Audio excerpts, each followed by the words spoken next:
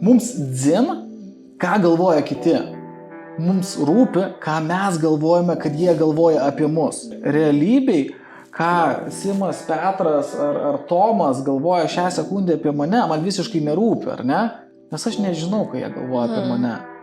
Tačiau aš galvoju, kad jie galvoja tam tikrus dalykus apie mane ir man tie dalykai rūpi.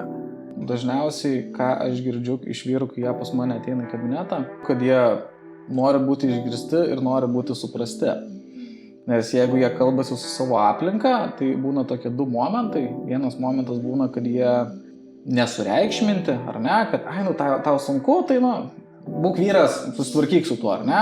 Arba būna iš kitos pusės, eina su kažkokiu sunkumu pas savo draugus, pas savo šeimą, pasako, kad man čia labai sunku, aš pavyzdžiui labai patiriu didelį nerimą ar dar kažkokias emocijas, su kuriuom negaliu susitvarkyti.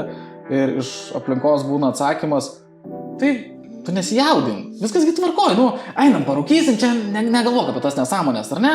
Nusiramink, viskas, ar ne? Ir tas toksai pasakymas yra tas pats, kas sakyti žmogui, kuris serga depresiją, sen, neliūdėk. Taip neveikia, ar ne? Svečiuose turim Martyną Bytautą, LT mediką, medicinos psichologą, taip? Taip. Man labai visą laiką įdomu sužinoti, kodėl žmogus pradėjo tokį savo kelią, tai kaip susiklostė tavo gyvenimas, kad pasirinkai būtent pagalbą žmonėms? Tai galbūt pradėsiu nuo to, kad mano tėvai mane labai skatino nuo ankstyvų dienų, tai neatsimenu, ten gal kokios 6-8 klasės eiti programavimą. Tai 4 metus bandžiau programuoti.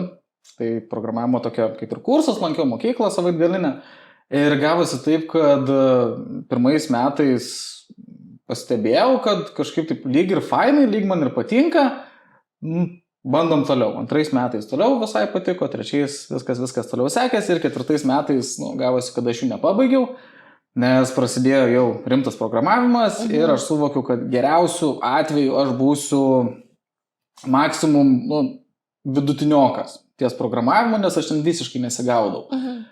Ir tada tuo pačiu pastebėjau, kad mano stiprybė nėra būtent tie tikslieji dalykai, nėra tas programavimas, tai man patiko matematika, patiko informatika mokykloje, tačiau pastebėjau, kad pirmais metais, kai darėm baigiamąjį darbą toj mokykloj, kažkaip aš labai gerai sukalbėjau su savo dėstytoja, kad jinai man labai padėtų.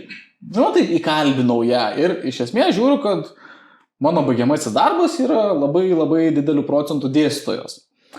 2 metais ar 3, dabar neatsimenu, su kolega darėme svetainę, kūrėme, didžiąją darbo dalį jisai padarė ir gavos taip, kad ką aš padariau, tai aš pristačiau tą darbą.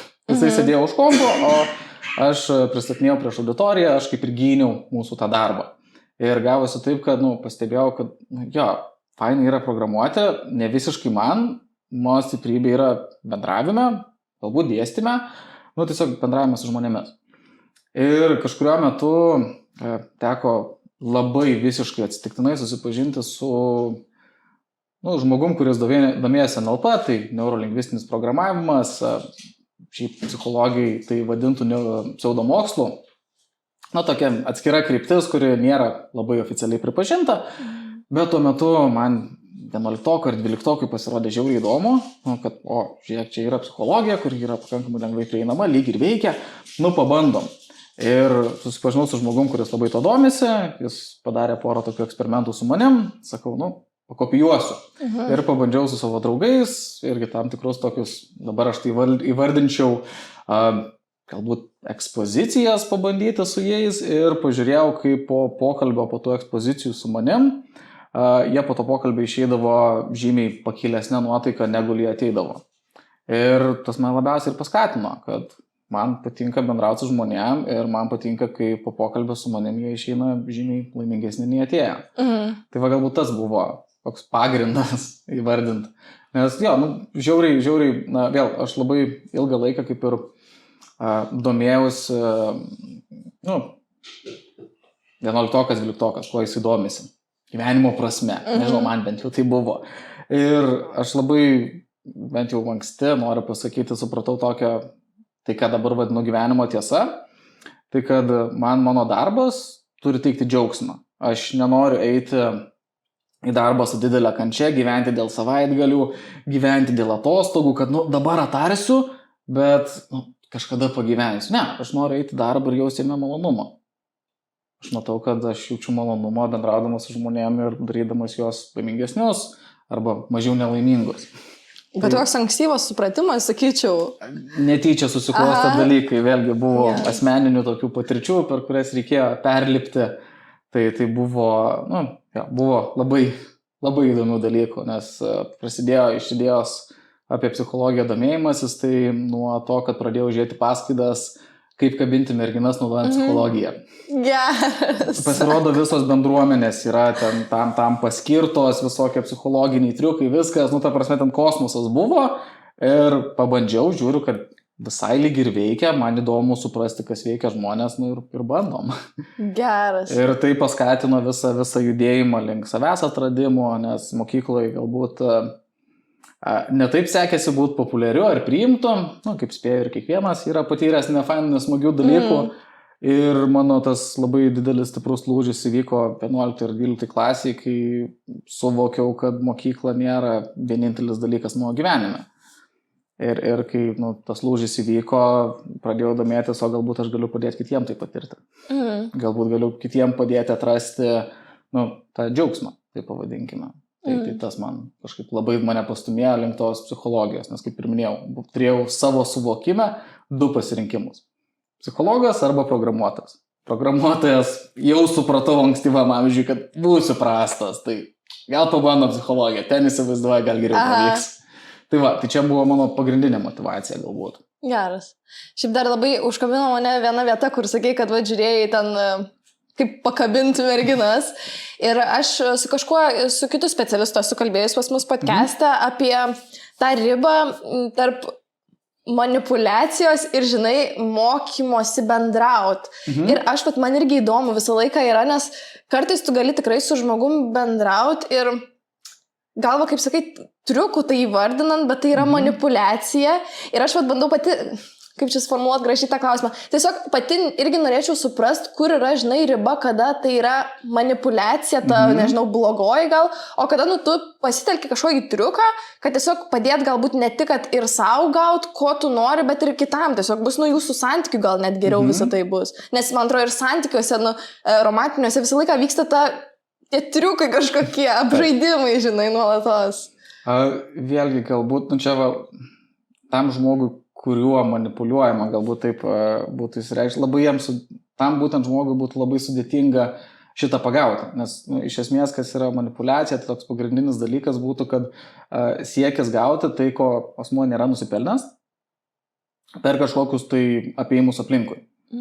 Ir tos manipulacijos, vėlgi, gali būti tie patys dalykai daromi, bet viena tai bus manipulacija, nes tai bus pilnas sąmoningas suvokimas, kad aš tai darau būtent dėl to, kad gauti, o kitas gali būti nesąmoningas ir tai jau tada manipulacija sudėtinga būtų laikyti. Tai šičia labai labai sudėtinga būtų tau pačiai atskirti, kai su tavim manipuliuojama, nes tu turėtum žinoti, kokia yra kito žmogaus slypinti po to mintis. Tai tas ir yra labai sudėtingas dalykas, bet galime grįžti, man labai patiko mano vieno kolegos įvardinta mintis, kai pas jį ėjau pasisupervizuoti ir labai dažnai gaunasi, kai aš pas jį nueinu, jis man sako tą patį dalyką, grįžtam prie pagrindų. Tai pats paprasčiausias klausimas, į kurį atsakius, tu gali išsiaiškinti, ar man taip tinka. Ar man tai, ką šitas žmogus daro, ar man tai tinka, ar ne? Pavyzdžiui, kad ir ta pati manipulacija, ar man jinai patinka.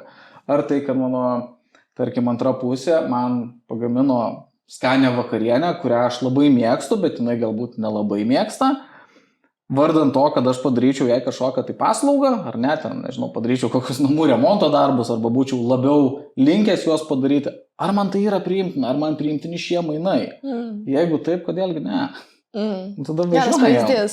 Bet vėl tas iš esmės tai gali būti manipulacija, bet ar man tai yra priimtina?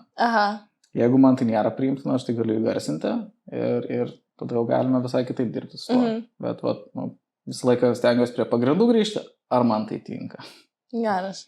Šiaip noriu tikrai pagirti, nes man dabar aš klausau tavęs kalbant ir galvoju, tikrai labai faina būtų pas tavai konsultacija. Tai turbūt labai yra toks jausmas, tai labai skatinčiau žmonės, jeigu įdomiai susiklausys pokalbis, tikrai užsiregistruoti, jeigu domina.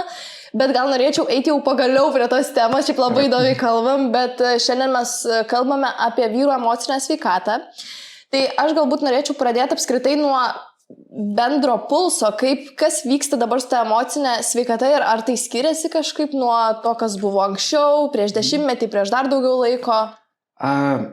Vėlgi, labai man sudėtinga būtų atsakyti tiksliai iš tą klausimą, nes prieš 10 metį dar nedirbau.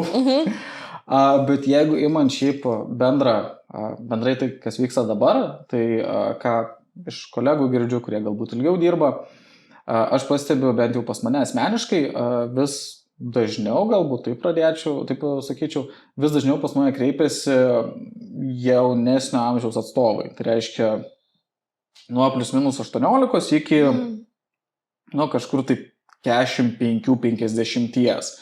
Va tame tarpe. Vyresni, nebent atvyksta siųsti psichiatro ištyrimui, arba jau priversti vos ne konsultacijai, bet tai būna vienetinė konsultacija ir jie tada vyksta toliau gyventi. Bet šiaip iš esmės aš tikrai esu pastebėjęs, kad jaunimo, kuris įvardinamas, man atrodo, nuo 18 iki 33 metų tarpe, tai tikrai labai nemaža vyrų dalis kreipiasi. Pas mane kaip pas vyrą, aš įsivaizduoju, galbūt kreipiasi daugiau vyriškių, nes tiesiog pas vyrą galbūt lengviau kai kuriem yra ateiti ir jie tikisi būti labiau suprasti. Bet iš esmės esu pastebėjęs, kad tikrai kreipiasi. Nežinau, kaip seniau buvo, bet šiai dienai tikrai yra tas momentas, kad kreipiasi, galbūt, kad pradeda labiau kreiptis. Mes galime žiūrėti ir į nusistovėjusius įsitikinimus, ką aš ypatingai girdžiu iš vyresniosios kartos. Tai yra, kad pas psichologus jau eina tik tai tokie, dažniausiai net neįvardinama yra, ar ne? Garsiai, bet toks seniau buvo įsitikinimas. Šiai dienai tikrai matau, kad jaunimas eina ir labai smagu tai matyti. Kaip ir minėjau, daugiausiai tarp 20 ir 45-50, tame tarpe, bent jau pas mane asmeniškai. Jeigu vyrų tarpe, moterų tarpe, tikrai ir tos ribos, galbūt, kadangi konsultuoju daugiausiai, bet jau stengiuosi dirbti su suaugusiais, tai esu labai pastebėjęs, kad moterų tarpe ir vyresnio amžiaus atstovės yra linkusios dažniau kreiptis nei vyrai. Tai galbūt taip galėčiau atsakyti į klausimą, nes moteris ir vyresnės kreipiasi. Ir 50, ir 60 metų tikrai esu turėjęs pacienčių, kurios atėjo ne vienam kartui, vyrų labai labai retas atvejis. Tai turbūt čia ir siejasi su tuo, kad tiesiog apie vyrų tą emocinę sveikatą kažkaip anksčiau nebuvo gal tiek daug kalbama. Nebuvo iš vis kalbama. Iš vis kalbama, taip.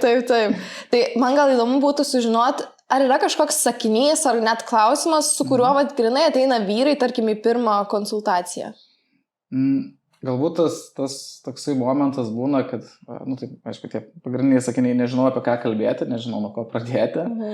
Galbūt aš tokį pastebėjimą turiu padaryti, kad dažniausiai, ką aš girdžiu iš vyrų, kai jie pas mane ateina į kabinetą, tai būna tas būtent momentas, kad jie, bent jau kaip aš suprantu, kad jie nori būti išgirsti ir nori būti suprasti.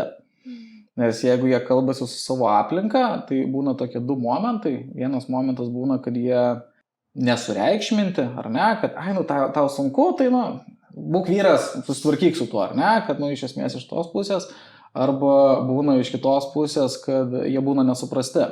Tai reiškia, ateina su kažkokiu sunkumu pas savo draugus, pas savo šeimą, pasako, kad, man čia labai sunku, aš, pavyzdžiui, labai patiriu didelį nerimą, ar dar kažkokias emocijas, su kuriuom negaliu susitvarkyti, ir iš aplinkos būna atsakymas, tai tu nesijaudink, viskas tvarkoj, einam parūkysim, čia negalvok apie tas nesąmonės, ar ne? Nusiramink, viskas, ar ne? Ir tas toksai pasakymas yra tas pats, kas sakyti žmogui, kuris serga depresija, sen, neliūdėk. Taip neveikia, ar ne?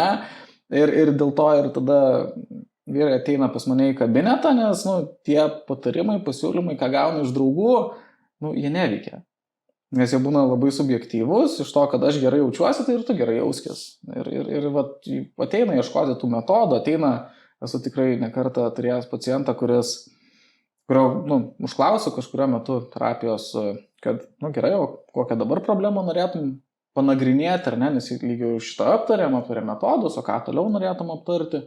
Ir jisai pasidalina kažkokią tai temą ir jisai dalinasi, aš, aišku, bandau gaudyti, už ko galima užkibti, ką čia galima, kaip kokią įžvalgą padaryti. Ir po kurio laiko aš suprantu, kad jisai tiesiog nori būti išklausytas.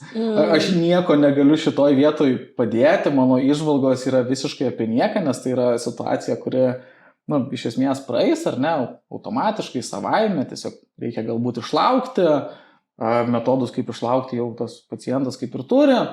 Ir būna momentas, tikrai kelis kartus esu apturėjęs, kai pasipasakoja tą sekančią temą, mes šiek tiek panagrinėjom ir tada sakau, žiūrėk, ar tu tiesiog norėjai su manim pasidalinti? Sakau, nes aš įsivaizduoju, kad šita tema yra labai jautri.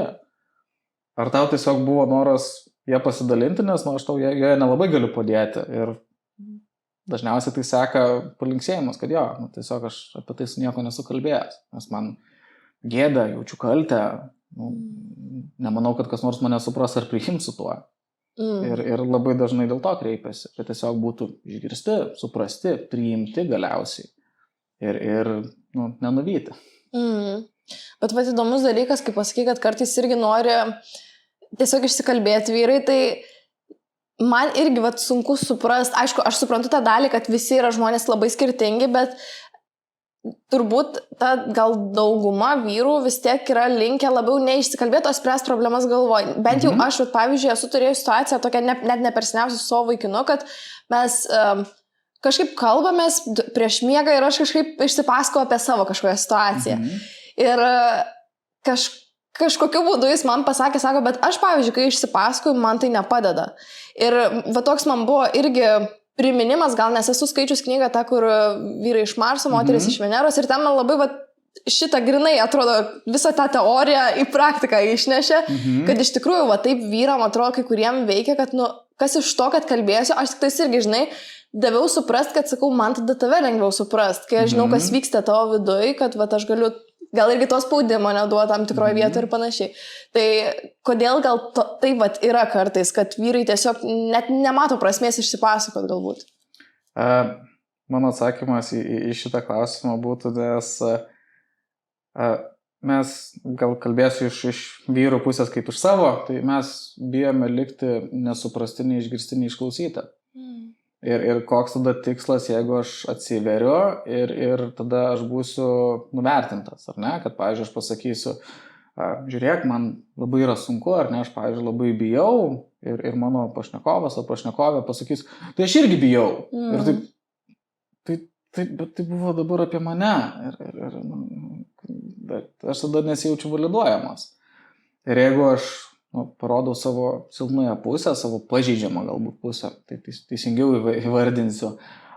Jeigu aš tai parodau, pademonstruoju, leidžiu susipažinti su ją ir aš nebūsiu validuotas, tai iš esmės automatiškai aš geriau nepasijausiu ir aš atsitrauksiu ir tikėtina, kad aš daugiau to nebedarysiu.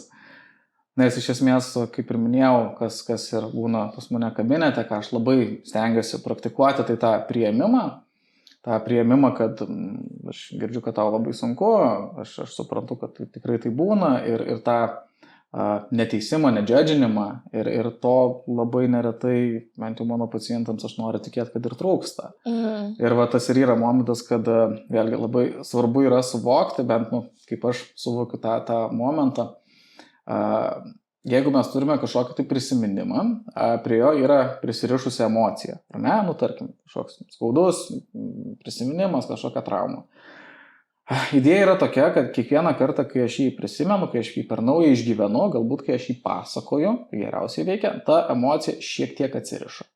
Reiškia, kad man reikia pakankamai kartų tai išgyventi, kad tas prisiminimas liktų tik tai tokiu kaip ir prisiminimu, be stipriai susietos emocijos. Ir dėl to vienas kartas labai dažnai nieko nepadeda. Ir tada gaunasi, kad, vieną kartą nepadėjo, ką padarys, nebereikia man to. Ir mes vyrai esame tuo pačiu labiau linkę užsidaryti ir bandyti spręsti savo problemas.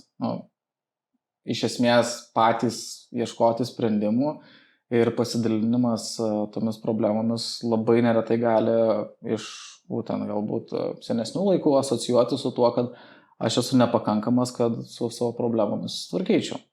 Tai reiškia, kad jeigu aš ieškau pagalbos, aš esu silpnas. Ir ta idėja taip pat gali prisidėti prie to, kad iš esmės aš nebūsiu linkęs dalintis. Nes jeigu aš pasidalinsiu, aš automatiškai esu silpnas. Aš esu per silpnas. Ir tas pasidalinimas, jisai kaip ir iš idėjos turėtų šiek tiek mane išlaisvinti, kad nuimti gėdą, kad iš esmės aš esu pripažintas kito žmogaus, bet to pačiu uždeda kitą gėdą, kad aš esu per silpnas, kad aš sutvarkyčiau pats. Ir va tas gali labai apsunkinti. Tai vėlgi čia labai svarbu šitoje vietoje ties tuo pačiu suvokimu, ką reiškia tas pasidalinimas, ką jisai man duoda. Ir vėlgi galbūt dar vieną tokią prizmę noriu išvelgti, kad jeigu kalbant apie pačios vaikiną, o ką reiškia, kad jam pagerėtų, ar ne, ko jisai siektų. Jeigu, ko aš įsivaizduoju, kad aš siekčiau, norėdamas pasidalinti, kad aš gebėčiau lengviau atrasti sprendimą. Bet ar yra įvertinama tai, kad aš noriu pasidalinti vien dėl to, kad aš pasijausčiau lengviau? Nes va čia yra du dalykai, kurių mes galime ieškoti. Labai svarbu, ko mes ieškome. Jeigu ieško problemų sprendimo būdo ir jo negauna, logiška, kad tada man nepadeda pasidalinimas. Jeigu jis ieško, kad aš pasijausčiau lengviau, tokiu atveju gali kažkiek padėti.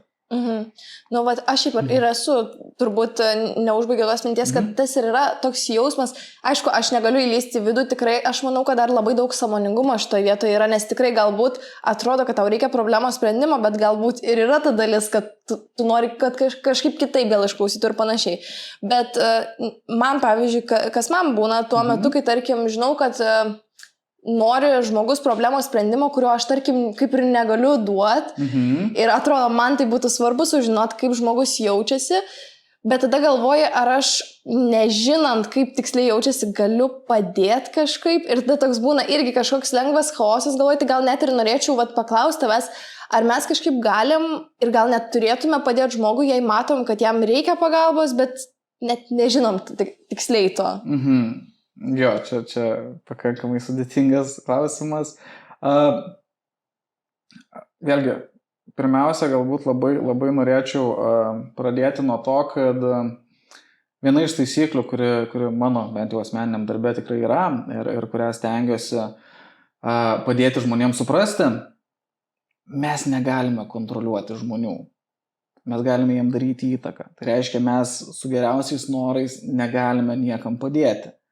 Mes galime bandyti tai padaryti ir viskas su tuo yra ok, bet mes per prievartą kitam žmogui tikrai nepadėsime. Ir galbūt tai ir būtų tas atsakymas, kad bandyti padėti visada galima, ar ne? Bandyti paklausti, suprasti ir tada žiūrėti, kokia yra atgalinė reakcija. Tai reiškia, jeigu aš noriu padėti, jeigu aš matau, kad reikia, aš galiu pabandyti, ar ne? Aš galiu paskatinti, pasidalinti. Aš galiu paskatinti pasipasakoti apie savo problemas, apie savo emocijas, apie savo visus dalykus. Tačiau labai naudinga man būtų priimti, jeigu aš tai darau, aš turiu priimti, kad kitas žmogus turi teisę su manim to nesidalinti. Ir tai yra jo pasirinkimas. Tai jeigu mes klausime apie pagalbą, tai būtų labai prasminga turėti omeny, kad aš galiu tik tai daryti įtaką. Reiškia, aš galiu tik tai pasiūlyti, o ar tas žmogus pasinaudos, čia jau visiškai nebe mano reikalas. Ir jeigu jisai pasinaudos, žiauriai faina, žiauriai smagu, aš galiu tada bandyti išsakyti savo požiūrį, ar ne, aš galiu pabandyti padėti jam pasiventiliuoti, priimti savo emocijas, jas pripažinti ir visa kita. Tačiau jeigu jisai dar nėra tam pasiruošęs, aš pabandžiau, aš galiu bandyti vėliau, bet tai nereiškia, kad aš jam būtent padėsiu. Tai va šitas labai spėju būtų svarbus, kad bandyti visada galima, važiuojam, labai svarbu būtų skaityti situaciją, ar ne, tai reiškia labai svarbu kalibruoti.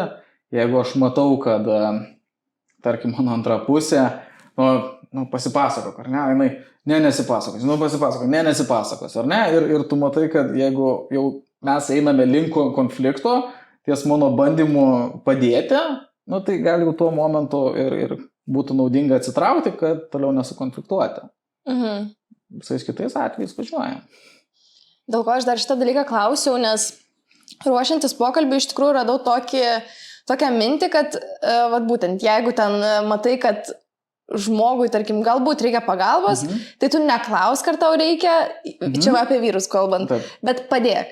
Ir aš galvoju, tada yra galbūt tokia slidi riba, nes kartais tai gali būti toks, kad ne kaip pagalba, bet kaip net būtent, kaip sakai, kontrolė, arba tiesiog aš geriau žinau, kaip tau reikia. Aš paimsiu ir padarysiu taip, nes tau taip reikia. Tai irgi galbūt šitoje vietoje kaip nepasimest, kad, gal vis tiek paklausti, ar ne, tada reikėtų. Būtų naudinga. Vėlgi, psichologijai dažniausiai nėra vieno atsakymo. Nėra kažkokio tai, kad visą laiką daryk taip ir visą laiką gausi tokį rezultatą. Ne? Yra kaip yra, gali būti visokių rezultatų, tai aš siūlyčiau žiūrėti iš tos pusės, kas yra naudingiausia. Ar ne? Kas yra, jeigu, pavyzdžiui, tu matai, kad tavo antrai pusiai, nežinau, vėl, žiūrint, labai svarbu, apie kokias mes temas kalbam ir apie kokius dalykus kalbam ir kaip tais yra siejama su pačiu asmeniu. Pavyzdžiui, jeigu tu matai, kad, tarkim, tokį pavyzdį paimkim, tavo antra pusė nesirūpina savimi ir iš tos pusės, kad, tarkim, jisai ten nori kažkokio, tai nežinau, gražaus megztinio, ten kokios nors ten brangesnio ar ne, ir jisai niekada jo neperka. Taip, šitoj vietoj galima būtų ir netgi labai smagu ir pagirtina būtų, ar ne, kad tu paimi ir šitus dalykus sutvarkai, paimi, jam užsakai, važiuojame, aš tau padėjau pasirūpinti iš esmės savimi, važiuok kaip fainai, yra rūpinti savimi, ar ne, šį kartą aš tavim pasirūpinau, galbūt ateityje tu labiau savim rūpinsies, labiau sau leisi, ar ne, tai šitas būtų labai pagirtina, labai faina. Kitais atvejais tai gali būti kaip tik labai... kaip čia įvardinti, gali labai vyro ego sutrypti, labai savivertę paminti. Tai, pavyzdžiui, įsivaizduokime, kad jeigu vėlgi tavo antra pusė bando, nežinau, tarkime, jam nesiseka sudėti baldų, ar ne? Ir jisai išeina į darbą vieną dieną, tu paimi ir sudėdi už jį baldus. Tai va čia gali atvesti tą momentą, kai aš tau padėjau išspręsti problemą ir jisai grįžta ir tai aš nepakankamai vyriškas, kad tai galėčiau nepakankamai esu vyras, kad galėčiau susitvarkyti su tuo, kad esu nepakankamas šitoje sferoje. Tai va labai svarbu, kokia yra situacija. Šiaip siūlymas būtų rekomendacija paklausti, atsižvelgti jo poreikius, jo norus. Ir vėl, būtent iš šitą klausimą atsakant, labai svarbu būtų žinoti situaciją, kokią mes imame, nes kai kada taip ta pagalba gali būti, kad reikalinga, kai kada mes savo per mažai leidžiame, kai kada mes per mažai apgalvojame tam tikrus dalykus, tai galbūt taip tai gali būti naudinga, tačiau tai gali būti ir pražudinga. Nes galime įeiti ir, kaip ir minėjai, Ieva, į tą pačią kontrolę, ne? Kad aš geriau žinau, ko tu nori, ko tau reikia, nors jam nefiga to nereikia. Tai labai svarbu neperžengti tų ribų. Va čia tas sudėtingiausias dalykas, tai mano atsakymas galbūt iš šitą klausimą būtų ir taip ir ne. Labai svarbu nuo konteksto. O einant dar grinai prie to vyriškumo, to tokio stereotipinio, žinai, kaip vis atrodo, tai galės ir papasakot, kaip maždaug atrodo tas visas stereotipinis vyriškumas, bet kaip tai veikia šiaip vyro emocinę savijautą? Vėlgi, labai tas stereotipinis vyriškumas labai yra svarbu, kaip jis yra naudojamas, kaip tie stereotipai yra naudojami, ar ne? Jeigu tai yra naudojami kaip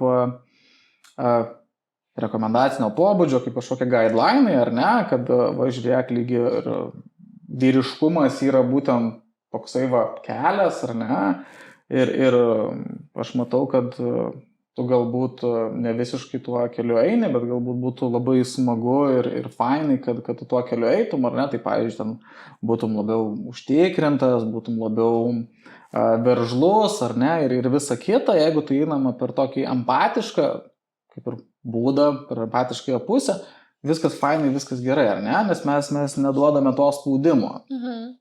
Tai tokiu atveju labai labai smagiai mes galime judėti ir tobulėti į priekį, tačiau yra kita pusė, kai mes tai naudojame kaip kraštutinumą ir būtinybę, ar ne? Tai pavyzdžiui, įsivaizduokime, kad tas vyriškumas klasikinis, stereotipinis, tai yra tam tikrų asmenybės bruožų rinkinys,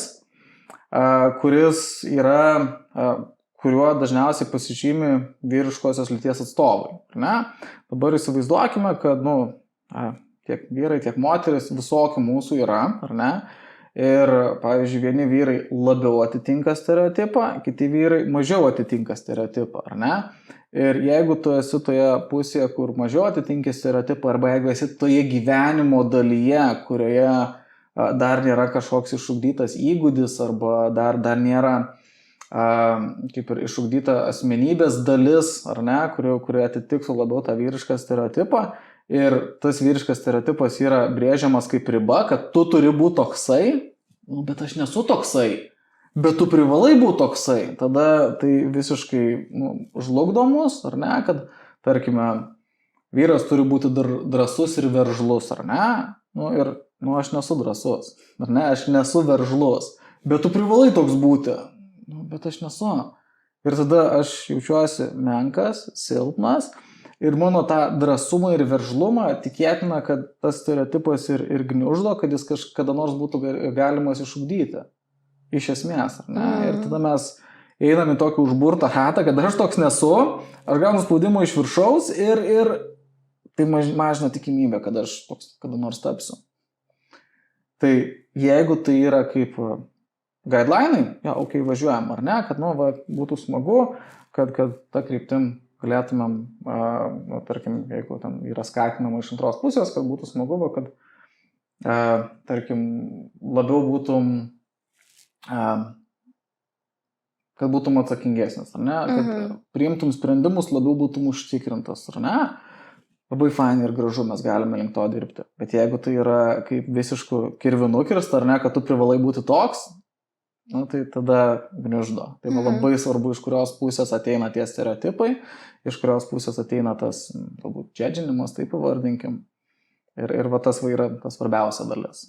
O apskritai, kiek šiai dienai, nežinau, net ir ta vyriška energija, tas vyriškumas, kiek tai yra kaip reikalingas konceptas, o kaip tiesiog tokia etiketė, kuri nereikalinga, nes kaip ir pats sakei, kad yra ir vyrai, ir moterys turi įvairių savybių ir kad kaip ir gal, nežinau, dabar daug kur girdžiu, kad apskritai nelabai reikėtų lipinti ant vyriškas, moteriškas, bet kartu ir aš nesu iki galo tikra, ar aš pritariu tam, nes manau, kad vis tiek, mano nuomonė vis tiek yra tam tikrų dalykų, kur labiau polinkis yra vienai lyčiai, labiau kitai. Tai vat įdomu, ką tu apie tai manai. Čia vėl... Kai visą laiką mano atsakymai prasideda, galima žiūrėti iš kelių pusių. Galbūt aš iš esmės sugrįšiu prie savo prieš tai išsakytos idėjos, tai yra tas, kad mes galime žiūrėti tai kaip į rekomendacinio pobūdžio dalyką, ar ne, kad tai smagu būtų tose pusėse tobulėti. Vėlgi, svarbiausi dalykai ties vyriškumu, moteriškumu, jie iš esmės, kas atsitinka, tai jie yra patys svarbiausi dalykai esant poroje. Ne, nes kaip ir pati paminėjai, aš spėju, kad ką ir turėjo omeny, vyriški, moteriški dalykai, tai būtent apie gyvenimą poroje ir kad vyras būna atsakingas už, tarkim, vienus dalykus, ar ne, moteris yra atsakinga už kitus dalykus.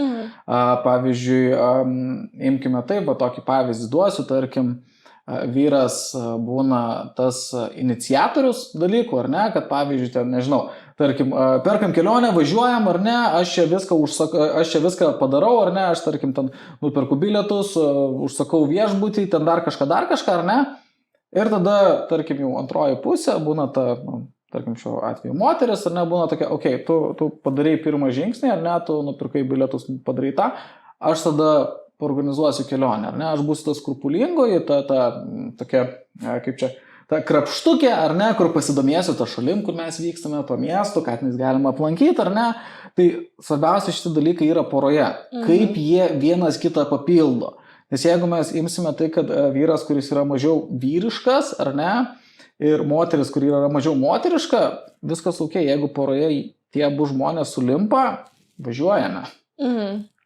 Ir dėl to ir atsižvelgčiau būtent į poras, nes jos yra svarbiausios šitų klausimų. Nes mes esam vyriški tam, kad papildytumėm tas vietas, kur moterims trūksta, o moteris yra moteriškos, jeigu mes šitos terminus vartojame, kad papildytų tas vietas, kurių trūksta vyram. Pavyzdžiui, jeigu mes pažiūrėtumėm vėlgi, yra tam tikri skirtumai, ar ne? Pavyzdžiui, mano neperseniausiai teko susipažinti su tokiu įdomiu reiškiniu, kad pas moteris oksitocinas gimus vaikui iš karto pradeda išskirti, ar ne? Iš esmės dar netgi nėštumo metu, bet tik tai gimsta vaikas, moteris iš karto pajunta tą beribę meilę vaikui, ar ne?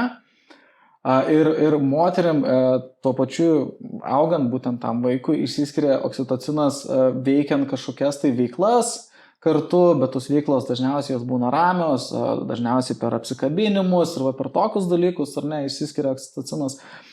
Vyrui tas pats dalykas ateina šiek tiek lėčiau, tai reiškia, jisai meilę išmoksta patirti, čia taip standartiškai, ar ne?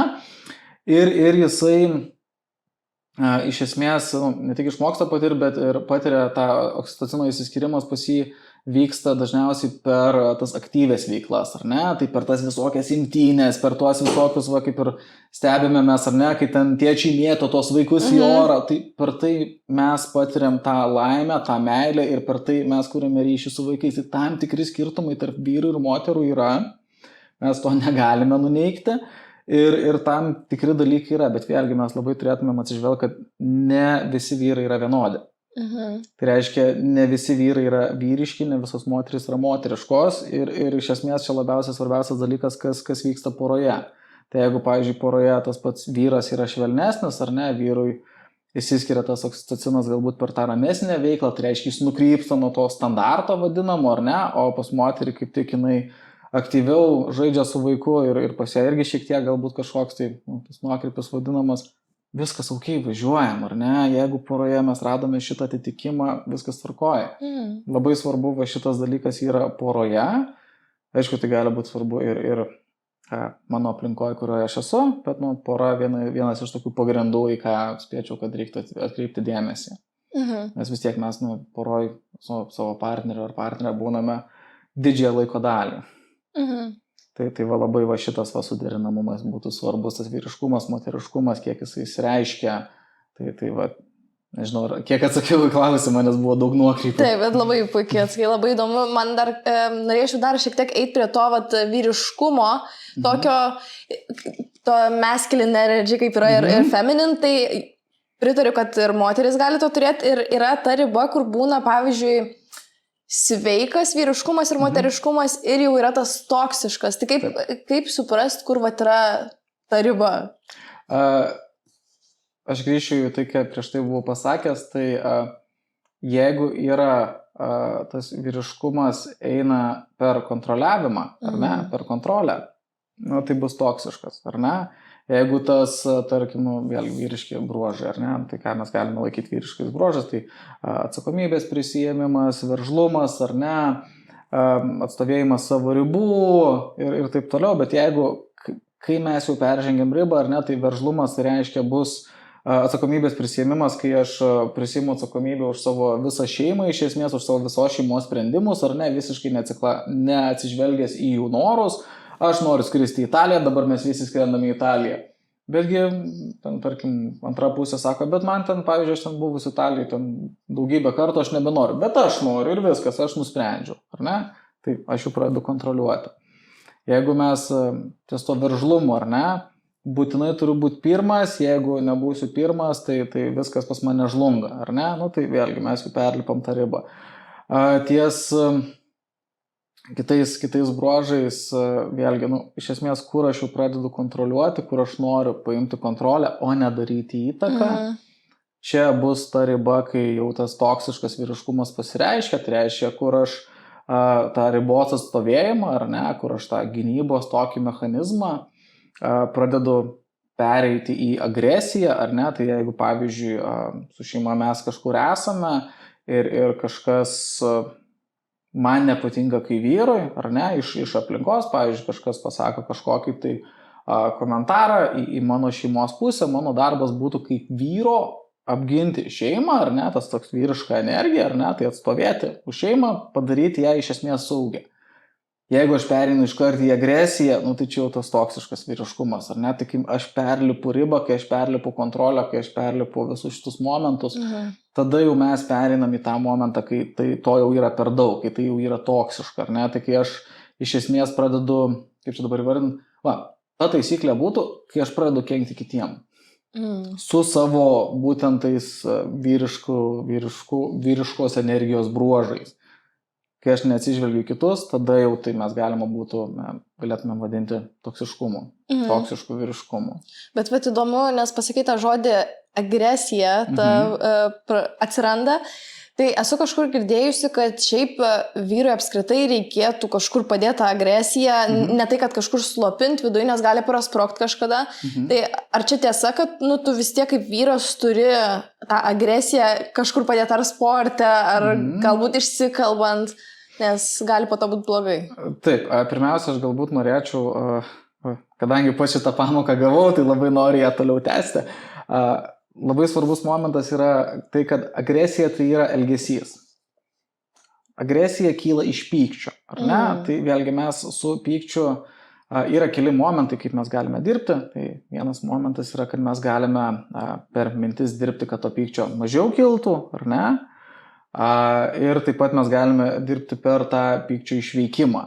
Tai iš esmės, jeigu atsakant į klausimą, ne tik vyram, visiems yra naudinga su savo pykčiu dirbti, tai ar tai būtų išventiliavimas, ar tai būtų išsportavimas, ar tai būtų meditacija, ar tai būtų bet kokia tai veikla, ar ne, nesvarbu, ar tai yra vyras ar moteris, labai svarbu šitą savo, ne tik šitą, bet ir visas savo emocijas išveikti, paleisti kažkur į išorę, tam, kad mes galėtume pasiekti didesnę ramybę. Nes bet kokią emociją, įsivaizduokime, man labai tas toksai pavyzdys patinka, kad mes esame kaip vandens balionas, ar ne, kur mes atsukam čiaupą ir jisai pildosi.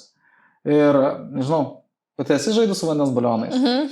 Žinoma, kiekvienas aš įsivaizduoju, kad esame. Ir yra susprogęs kada nors tas vandens balionas bepildant. Ja. Tai esminis dalykas yra tas, kad mūsų emocijos yra irgi kaip tas vandens balionas, ar ne, tai reiškia mes jas patiriam, tai mes patiriame baimę, mes patiriam liūdesį, mes patiriam kaltę, gėdą, mes patiriam pyktį, tas nemalonės emocijas, mūsų balionas pildosi.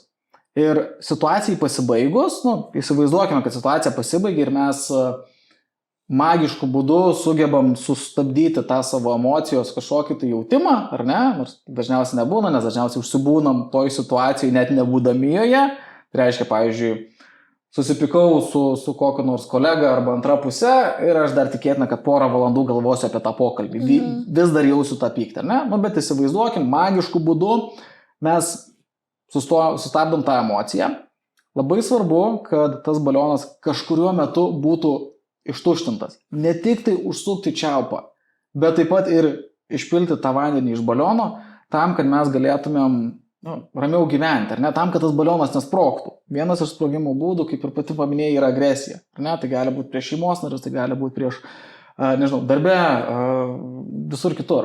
Tai labai svarbu būtų tą emociją paleisti, kad ir koks tai būdas priimtinas, ar ne, ar tai būtų sportas, išsikalbėjimas, meditacijos, relaksacijos technikos, bet kas iš esmės, ar ne, ten savaitgalis kažkur tai nusigarinimui nuo visko, ar ne, tiesiog pabuvimas ramiai.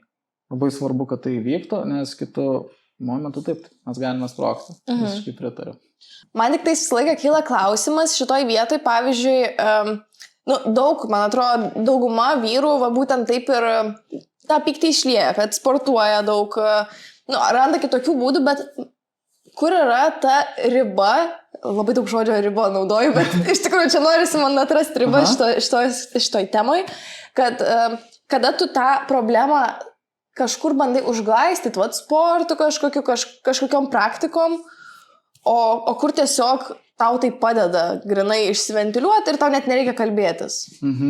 Ja, čia pakankamai geras klausimas, sudėtingai jį būtų atsakyti. Vėlgi labai svarbus momentas galbūt būtų atsižvelgti, ar tie dalykai tęsiasi. Tai reiškia, ar tai yra problema, nu tarkim, ar ne, pavyzdžiui, ar ta problema, tos mintys, kurios sukėlė tam tikrą emociją, ar po tos veiklos jos automatiškai susitvarkys, ar ne? Tai reiškia, nu, tarkime, ten kokie nors gali kelti įtampą, kokie nors finansiniai niuansai, ar ne? Nu, tai tikėtina, kad jie nepadės susitvarkyti, ar ne? Tai šitas momentas, tarkim, jeigu sportuojama, ar ne, viskas yra tvarkoj, jeigu tas sportas yra naudojamas kaip, įvardinčiau, toks nusinulinimas, būtent tam momentui, kad susitvarkyti su tom problemom, bet kad tai nebūtų būdas, kaip tas problemas spręsti. Tai iš esmės, vėlgi, tarkim, patiriu finansinius sunkumus, man yra sunku, aš namie esu driglus grįžęs, ar ne, ir mano mintis vien tik tai sukas apie tas problemas, aš kažkur išeinu, šiek tiek atsipalaiduoju, nusinulinu, tas mintis paleidžiu, grįžęs po tos veiklos aš galiu toliau spręsti tą problemą. Tai labai svarbus galbūt dalykas, kurį reikėtų užakcentuoti, kad ta veikla, ta ventiliacija, nu, kad ir kokį mes metodą pasirinktumėm, kad tai nebūtų kaip problemos sprendimos būdas, jeigu ta problema yra tęstinė. Tai kaip ir minėjau, finansiniai sunkumai, ten tarkim, santykių sunkumai, dar kažkas, kur, nu, man nuėjus į sporto salę, nu, tai nepasikeis, ar ne? Jeigu tai naudojama kaip tarpinė stotelė, kad aš galėčiau sustabdyti save, vėl susikelti savo labai fainus visus hormonus, padėti savo pažiūrėti iš kitos pusės tą problemą, galbūt su kitu žmogum pasikalbėti, kad jis man padėtų pamatyti kitą šitos problemos pusę, viskas fainai, viskas gražu. Tačiau, kad ties tuo mes neapsiribotumėm, jeigu tai yra tęstinis dalykas. Jeigu tai yra baigtinis dalykas, pavyzdžiui, tarkim, darbe su draugais išgirdau kažkokį tai nefainą komentarą apie mane, ar ne, ir aš įsižeidžiau.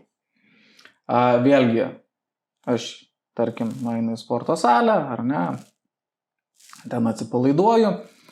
Jeigu šitas dalykas pasibaigia, viskas fainai, viskas tvarkoja, bet vėlgi labai svarbu būtų tada man ateityje galbūt dirbti su savo įsižeidimu, kad sekantį kartą mažesnė tikimybė būtų, kad aš vėl tą pačią emociją patirsiu, ar ne? Nes, nu, šiaip yra tokia taisyklė, kad mūsų įžeisti niekas negali, mes galime įsižeisti, ar ne? Ir mūsų šiaip iš esmės problemos, kurias mes patiriam gyvenime, 90% jų yra mūsų galvose. Tikros, yra ir tikros, ar ne? Tos jau, imkim, kraštutinumai problemų yra tokie labiau realesni, galbūt objektyvesnė, tačiau didžioji mūsų problemų suvokimo dalis yra subjektyvi. O pavyzdžiui, kaip ir galėčiau tavęs pačios paklausti, gyvenime esi turėjus sunkumų, ar ne? Jeigu dabar žiūrėtum į tos pačius sunkumus, kuriuos esi patyrusi, ar jie atrodo taip pat baisiai iš šios dienos perspektyvos, kaip atrodė tuomet? Ne. Didžiosios dabar tai net neatsimeni. Tai va būtent apie ką ir kalbu, ar ne? Tai tikėtina, kad tai buvo subjektyvu. Ir mes su tuo subjektyvumu galime mokytis, kaip dirbti, ar ne? Tai reiškia, jeigu aš matau, kad kažkaip aš vis įsižeidžiu nuo kažkokių komentarų, aš galiu mokytis neįsižeisti taip stipriai. Galbūt kažkada pasieksiu tokį lygį, kai iš viso manęs kitas žmogus labai sunkiai gebės įžeisti, ar ne? Labai sunku bus mane įžeisti, labai sunku man pačiam bus įsižeisti dėl kito žmogaus komentarų. Tai va, jeigu grįžtant prie klausimo, tai tie ventiliacijos būdai, jie padeda numalšinti emociją, kaip ir ją išveikti, ar ne, bet labai svarbu žiūrėti pačią priežastį. Kodėl jinai kilo, kas mano galvoje vyko tuo metu, kai kilo, ką galbūt galima būtų man pradėti keisti, kad aš galėčiau pasiekti tokį momentą, kai man šita problema ateityje nebekils. Arba kai šitas įvykis kils, man tai nebus problema ar nebus tokia didelė problema. Tai va, labai svarbu, kad tie metodai, kurie buvo paminėti, jie nebūtų naudojami tik tai kaip problemos įveikimo metodai. Jie yra emocijos įveikimo metodai, kas yra žiauriai gerai, bet kad tai nebūtų problemos įveikimo metodai. Aš dar tau kalbant prisiminiau Andrew Tate, žinai galbūt, ar ne, tokie žmogų. Tai ir pagalvojau apie jaunesnę kartą. Tarkim, vat, kaip ir sakai, pats gali tik tais įsižeisti, tavęs kitas negali įžeisti. Ir atrodo, jeigu jaunimas pradeda sekti va tokius pavyzdžius, kaip čia net įvardinti, nu, nežinau, ar tai patys geriausi pavyzdžiai, kuriais galima remtis, tai nu, galbūt jie vat ir išmoks tom problemom kažkaip dylint ir nesvarbu man čia, kas sako ar ne, bet gali kitokių problemų atsirast. Tai kaip ir tėvai galbūt gali kažkaip parodyti, kokius autoritetus savo paauglių vaikų žiūrėti ir apskritai kaip pats gali jaunimas atsiras tokiose vietose, kur atras tuos kažkokius autoritetus, kurie būtų verti dėmesio. Andrew Tate'as, kaip ir kiekvienas, bet kuris, imkime bet kokį tai žmogų, viešą asmenį, nėra vien tik blogis. Deja, aš jo pilnai nežinau, man teko susipažinti tai su jo dalimi, nėra labai, kad jam nepritarčiau, kiek girdėjau jo visą esybę, tai jo, ten labai daug nefainų, nesmagių dalykų yra, bet kai kuriuose vietose jis irgi, nu, kaip ir sugedęs laikrodis, 2 kart per parą rodo teisingą laiką, taip ir jisai, nu, yra tam tikrų vietų, ar ne. Bet jeigu mes kalbame būtent apie, kadangi užsiminė vaikus, paauglius, ar ne, nu, pats geriausias dalykas, ar ne, būtų, jeigu mes grįžtam prie vaikų, tai patiem tėvam rodyti tinkamą pavyzdį, ar ne, patiem tėvam būti tuo autoritetu, bet būtų autoritetu, jeigu aš savo vaikui noriu parodyti tinkamą elgesį, nereiškia, kad aš elgsiuosi kaip kunigas ar popiežius, ar ne, kad aš jau būsiu visiškai ten vos ne šventojo vardą galintis nusipelnyti žmogus, ar ne, nes aš irgi esu žmogus, aš irgi susimaunu. Ir viskas yra tvarkoj. Ir ką man teko girdėti, ką man teko patirti galbūt vaikystėje, aš mačiau tokį pavyzdį ir ką man teko, klausant tavo pačios podcastų, išgirsti, kas man labai patiko, kad seniau buvo toksai momentas, kai tėvai demonstravo savo vaikams, kad tie tėvai būdavo, nu, jau savo vaikystėje buvo tobuli, ar ne, kad aš čia vien tik tai atrodo, kad visi tėvai turėjo 5 rinkti, 5-baliai sistemoje, ar ne, visi tėvai ten niekada nenusižengė jokiom taisyklėm, niekada ten nieko blogo nebuvo padarę, ar ne, ir man kaip vaikui, ir spėjau mano draugam, kaip vaikam, buvo labai sunku žiūrėti į asmenį, kuris visą laiką teisingai elgėsi, ar ne, tai va tas toksai pavyzdys, apie kurį aš kalbu, labai svarbu, kad jis būtų žmogiškas, ar ne, ir nebūtų nužmogintas iki tobulybės ribos. Tai reiškia, jeigu aš noriu rodyti pavyzdį savo vaikui, savo sūnui ar dukrai, labai svarbu, kad aš tai rodyčiau iš to, kad, nu, ir aš kažkada susimoviau, ar ne, ir aš dariau tos kvailus dalykus, ką tu dabar darai, viskas yra tvarkoje, ar ne, žiauriai gerai, kad tu to nedarytum. Ir per savo tokį pavyzdį, per savo tokį priimtiną pavyzdį, mes galime padėti savo vaikams sekti tuos žmonės, kuriuos mes laikome autoritetais. Nes jie bus tada labiau linkę atsižvelgti, ką mes darome. Bet jeigu mes darysime tai iš tos pusės, kad aš esu tobulas ir tu manęs klausyk, tai neveiks, ar ne? Ir vėlgi, nepamirštam tos taisyklės. Daryti įtaką, o ne kontroliuoti. Pats pagrindinis dalykas. Mes galime tik tai daryti įtaką. Ir atsisakius kontrolės momento, mes žymiai daugiau galime pasiekti. Mes jausime mažiau pykčio, mažiau nepasitenkinimo, jeigu mes žiūrėsime į tai kaip į įtakos darymą.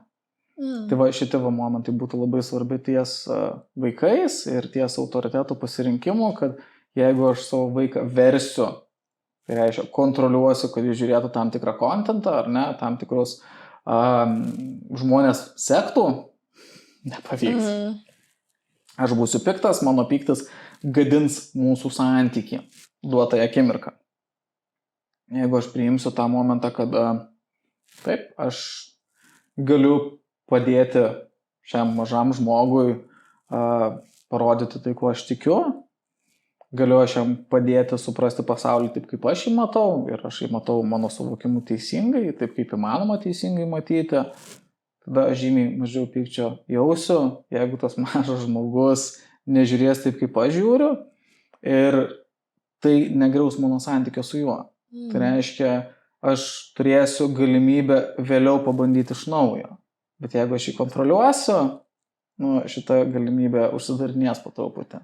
Tai va toks mano būtų atsakymas į būtent šį klausimą, kad labai svarbus yra ryšys su pačiu vaiku, ryšys ir to ryšio negrevimas. Nes kaip ir, tokia, man labiausiai patinkantis sakinys apie psichoterapiją, kad psichoterapijai gydo ne terapeutas, ne metodai, o ryšys.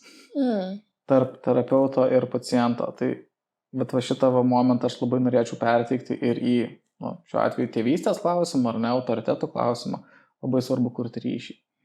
Ir tas ryšys, kad jis nebūtų apsunkintas per visus niuansus, kurie gali kilti. Kadangi mes pradėjome dabar apie tėvų ir vaikų santykį, tai norėčiau gal šiek tiek tavęs paklausti apie grynai tėčio ir vaiko, berniuko, vaikino santykį.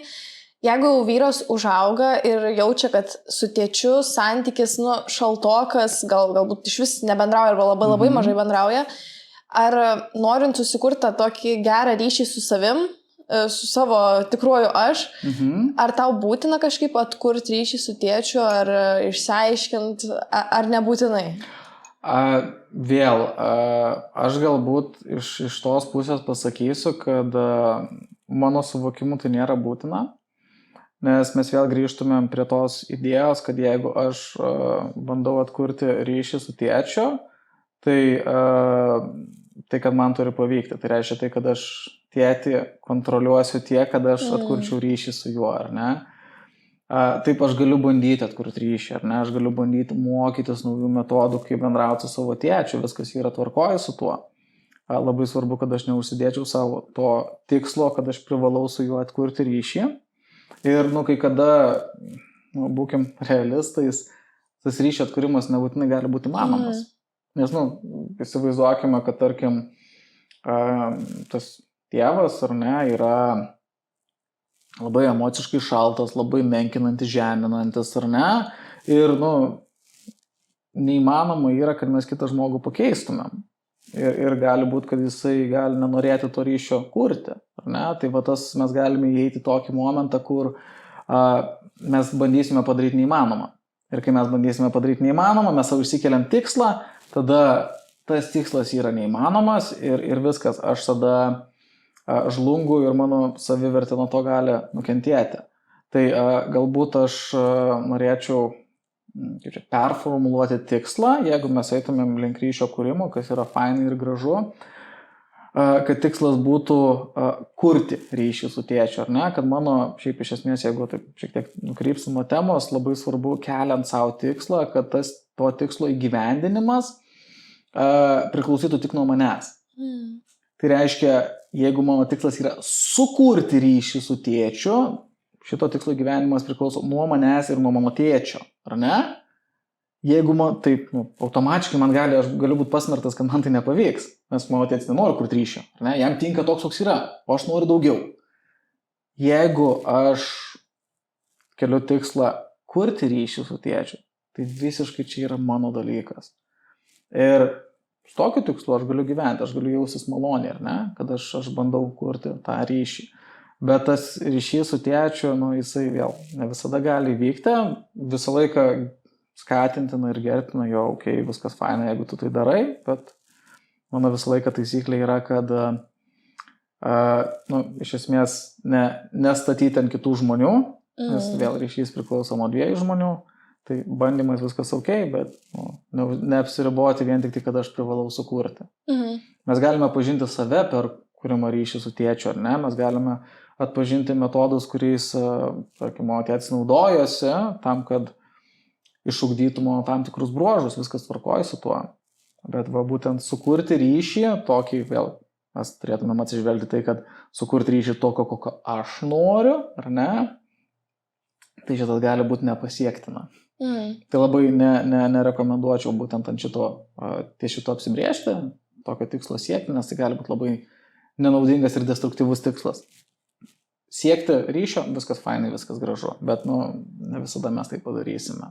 Bet kaip suprantu, tai nėra būtinas momentas, kuris padėtų, tarkim, vyrui išsispręsti kažkokias savivertės problemas ar kitus klausimus. Tai būtų labai fainai ir naudinga, jeigu tai būtų. Tačiau, gali būti dar blogiau turbūt kartais. Tai gali būti ir gali būti neteisingai tai darysime. Ir visi kiti būdai. Tai kaip ir minėjau, su savivertės problemomis čia visai kita tema iš esmės. Taip, ryšys su tėvu labai gali turėti įtaką tam. Aš galbūt taip žiūrėčiau būtent į šitą momentą, kad tai gali būti labai naudinga, bet tai nėra būtina. Tai reiškia, jeigu mes kalbėtume būtent į klausimą atsakant apie savivertę, viskas, kas įvyko praeitį, nulėmė tokią savivertę, kokią aš turiu dabar. Tačiau jeigu aš dabar pradedu dirbti ties savo savivertę, aš dirbu tikslingai, metodiškai ar ne, aš galiu ją pasikeisti, aš galiu ją susiformuoti, ar ne, aš galiu datemti ją iki savo pakankamos savivertės, ar ne, iki tos stabilios savivertės, aš galiu ją taip suformuoti, vėl čia labai daug metodų yra visokiausių. O tu pasitestuojasi daug dirbęs? Savivertė mano labai mėgiama tema šiaip iš esmės yra, tai Nes pat yra įdomu, tą ir norėjau paklausti, ką tu pats esi tokio atradęs, ką galėtum rekomenduoti auditorijai.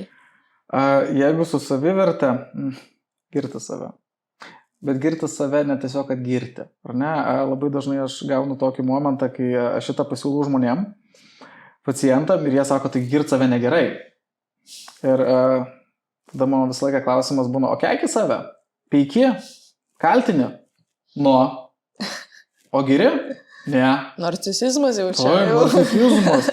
Tai va, iš karto pasakysiu, nuo narcisizmo, tam, kad pasiekti narcisizmą, aš turiu tokią 2 taisyklės, taip įvardinsiu, kad narcisizmas yra tuo met, kai atsiranda arogancija, tai reiškia, aš esu pats geriausias, manęs jau čia nieko neišmokysit, ar ne? Ir tas momentas, kuris skiria sveiką savivertę nuo narcisizmo, tai mano žodžiais būtų taip, kad narcisizmas yra aš geriausias, aš gražiausias, sveika savivertė būtų aš geras, aš pakankamas, aš gražus, ar ne? Aš nesu gražiausias, viskas su to tvarkoja, bet aš esu pakankamai gražus. Tai va toksai va momentas ir labai daug žmonių to pakankamai kažkoksai tai nepasiekia. Tai ir kai aš sakau girti save, aš turiu omeny, vienas mano pavyzdžių būna, nes žmonės dažnai ateina ir sako, tai aš nežinau dėl ko girti, aš neturiu dėl ko girti save, ar ne? Ir pavyzdžiui, man tikrai yra buvę, spėju ir tau, Ieva, yra buvę momentai, kai yra to buvo momentas, kai tu nuėjai į kokį nors, tarkim, renginį, ar ne, ir tau buvo per karštą, tu jauti, kad, prakaitas žliaugia, ar ne, neapskaičiavai, kokia bus, kaip reikės apsirengti, ar ne, ir tau žiauriai karšta. Ir tu bent šiek tiek pyksti ant savęs, kad kodėl nepagalvojau, ar ne, arba išvyksti į gamtą, nepatikrinai, kokią temperatūrą bus ir tau žiauriai šalta ir tu nepasiimai papildomų rūbų. Ir irgi biški pyksti ant savęs, ar ne? Spėčiau ir kaltinę, ar ne? Tai kodėlgi nepagyrus savęs už tai, kad, aš pataikiau į oro sąlygas, aš pataikiau tinkamai apsirengti. Kodėlgi mes šitų dalykų nepastebime? Jeigu mes save keikiame, tai sąžininga būtų ir pagirti save toj pačioj vietai. Ir labai svarbus momentas ties savivertė būtų, kad mano savivertė priklausytų nuo manęs. Ne nuo mano aplinkos, ne nuo įvykių mano gyvenime, bet nuo manęs, ar ne, nuo mano pastebėjimų. Tai reiškia, būtent darbas, tas gyrimas savęs, jis nėra gyrimas savęs, ar ne, jis yra iš esmės pastebėjimas dalykų, kuriuos aš padariau šiandien tinkamai. Viskas. Mes labai dažnai tos dalykus nurašom kaip nereikalingus, kaip natūralius, ar ne? Šiandien aš apsirengiau, aš dabar sėdžiu pas tave, aš neprakaituoju, man nėra šalta, taip ir turi būti. Bet jeigu būčiau apsirengęs per šiltai, jau keikčiau save, jau grįžčiau namo, kokią velnio, aš tą megztinį dėjausi, ne? Tai va būtent tas pastebėjimas tų dalykų, kuriuos aš padariau gerai.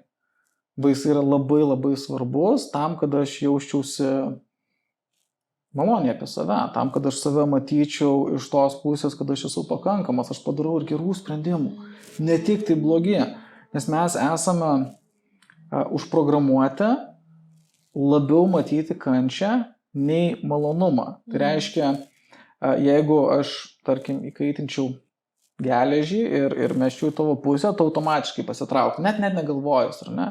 Bet jeigu čia turėčiau tavo didžiausią malonumą pasaulyje ir jisai būtų ant stalo, aš abejoju, kad tu link jo šoktum taip kaip nuo tos geležies, ar ne? Tai mes įsimenam kančią labiau, mes įsiminam tuos nemalonius dalykus labiau, tuos gėdingus dalykus, tas klaidas, kurias esame padarę. Ir mes pradedam nebepastebėti tuos dalykus, kuriuos mes tinkamai padarome. Dėl to mano visą laiką ta rekomendacija ir būna viena iš pirmųjų – girk save. Nes tiesiog pradėk pastebėti tuos tinkamus dalykus, nes mes jau užprogramuoti pastebėti ir įsiminti netinkamus.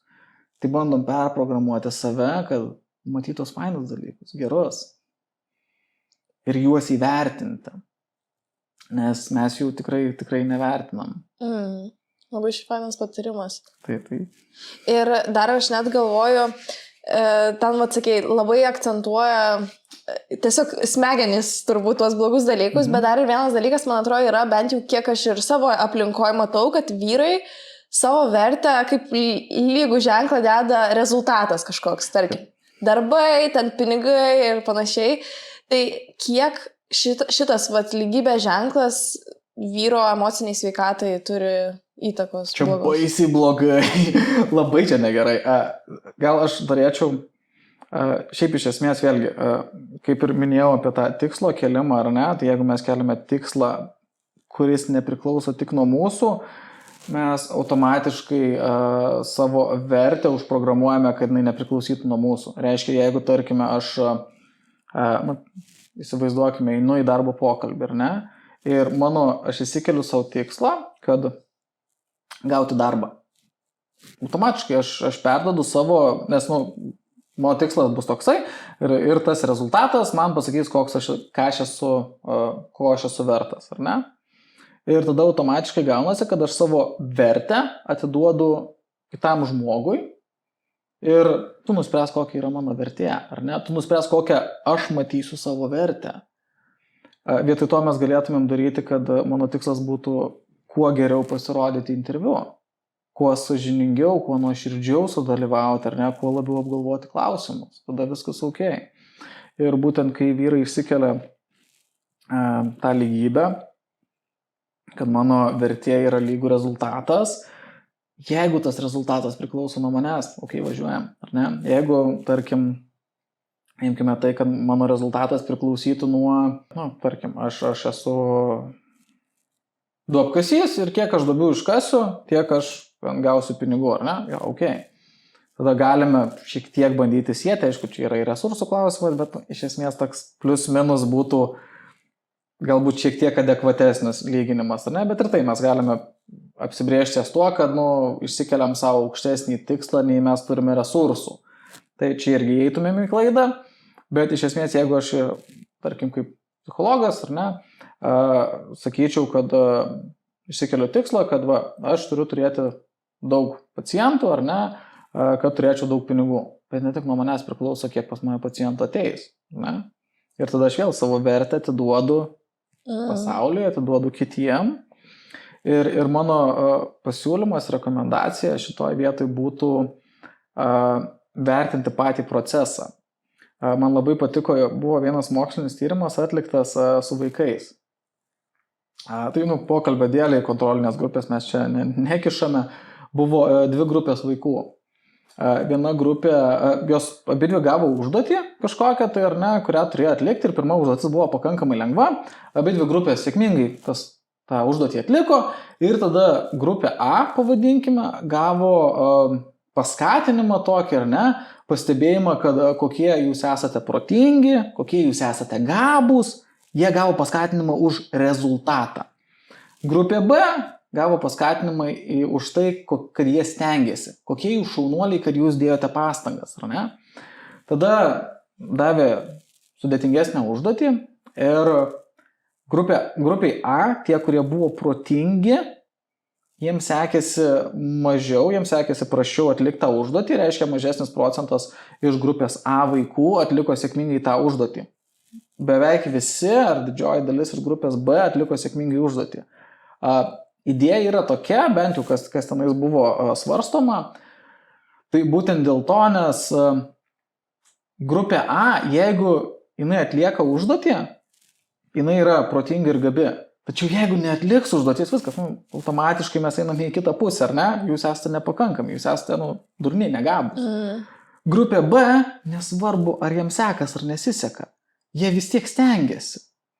Ir jeigu mes vertinam patį procesą, mes vertinam pačias pastangas, mes iš esmės jaučiame mažiau įtampos, kuri mums gali padėti pasiekti tą sėkmę ir jaustis geriau žinoma dėl savęs.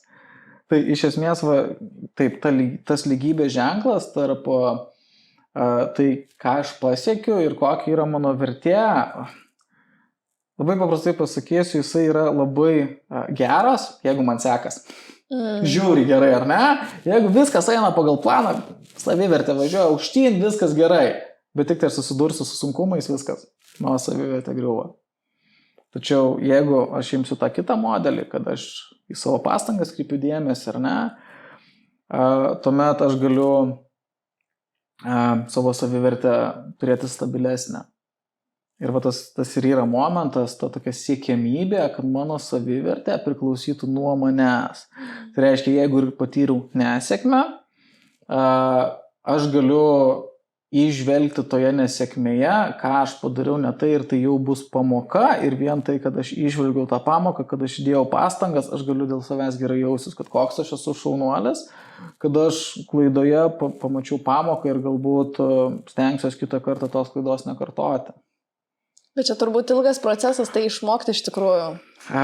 Nes skamba tai taip labai logiškai ir gana net lengvai taip skamba, bet tie žingsneliai spėju, kad gana ilgai turi būti daromi. Dabar labai paprastai gal šitą norėčiau įvardinti per kitą pavyzdį. Tai iš esmės tai yra įgūdis, ar ne? Tai jeigu, pavyzdžiui, aš kai mokiausi vairuoti automobilį su mechaninė pavarų dėže. Ir aš atsimenu, kai aš stebėdavau savo aplinką, kaip jie vairuoja, ar ne, man būdavo visiškas kosmosas, kaip sugeba posūkio metu rodyti posūkį, žiūrėti, ar niekas net važiuoja, tada sukti vairą ir dar permesti bėgį iš vieno, tada prasme tai atrodė wow. Tačiau po kurio laiko aš pats tai sugebėjau pradėti daryti, ar ne, ir viskas ok.